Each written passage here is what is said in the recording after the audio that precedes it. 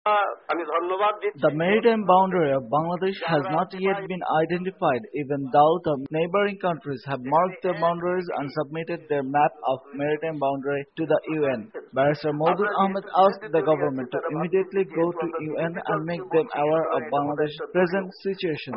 He also asked the government not to take their concern as a political movement to criticize government.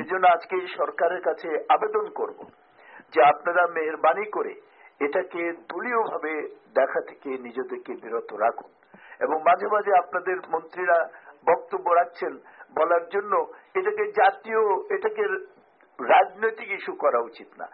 রাজনৈতিক issue কথা বলে আপনারা নিজেরাই তো এটাকে রাজনৈতিক ইস্যু করার চেষ্টা করছেন। Ashomo Hannan Shah blamed government for yet taking any step to determine the maritime boundary. 8 August আমার জানা মতে এবং অন্যদের জানা মতে জাতিসংঘের প্রথম হিয়ারিং হবে মায়ানমারের যে দাবি আছে বঙ্গোপসাগরের উপর সেটার উপর।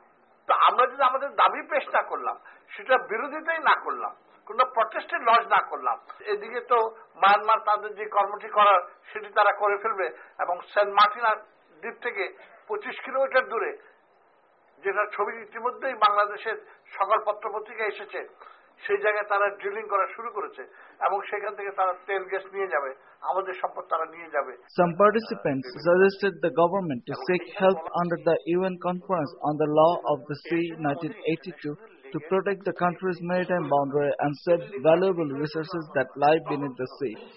Desk report, News and Images, Dhaka.